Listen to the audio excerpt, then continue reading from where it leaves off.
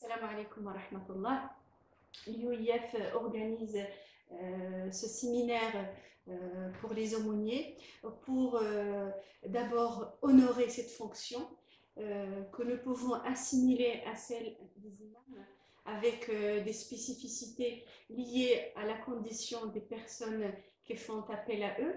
La fonction d'aumônier nécessite non seulement une formation théologique, mais il est important d'avoir des notions en psychologie, en histoire, en sociologie et en communication.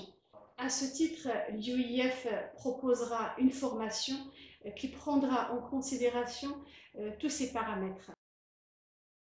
Aujourd'hui, nous sommes très contents de participer pour ce séminaire qui est de première importance parce que je crois qu'on a besoin aujourd'hui d'avoir des aumôniers compétents et, et participer à des séminaires de formation. C'est une première expérience et nous, en tant qu'aumôniers, moi en tant qu'aumônier national des hôpitaux de France, nous avons élaboré une charte et un des points qui est le plus important, c'est le recrutement des aumôniers. Et parmi les critères de recrutement, il faut que l'aumônier réussisse un stage de formation. Et aujourd'hui, malheureusement, on n'a pas les moyens pour organiser des séminaires afin que les aumôniers puissent recevoir une formation solide pour faire leur travail dans la dignité et en respectant les valeurs de la République. Ben, aujourd'hui, on a commencé par ce premier stage qui est organisé par l'IUF. C'est un séminaire d'une importance capitale, à savoir la présentation de l'aumônerie musulmane et faire un état de lieu. L'aumônerie musulmane, depuis quelque temps, occupe une place centrale dans le paysage de la société. C'est une aumônerie jeune dans sa présence, mais qui affronte plusieurs défis vu le retard accumulé durant les années.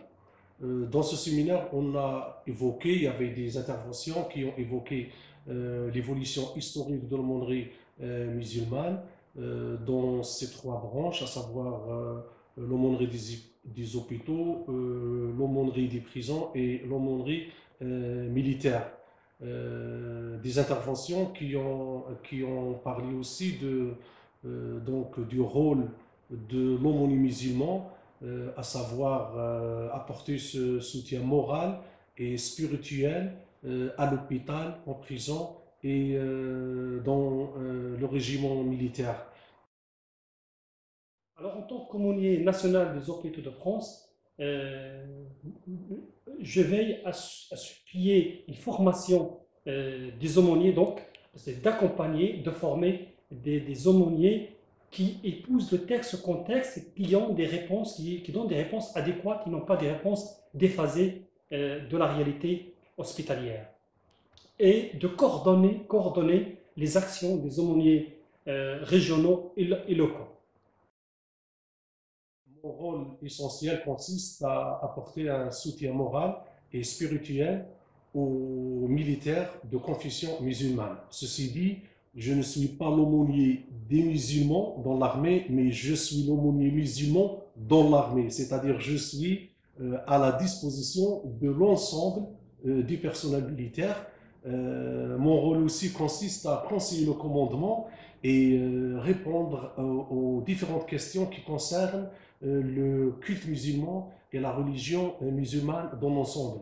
Nous appartenons à ce courant de pensée qui consiste à avoir une vision du juste milieu qui épouse le contexte et dont l'interprétation prend en considération les vécus des musulmans et la société dans laquelle vivent ces musulmans et en respectant aussi les lois de la République.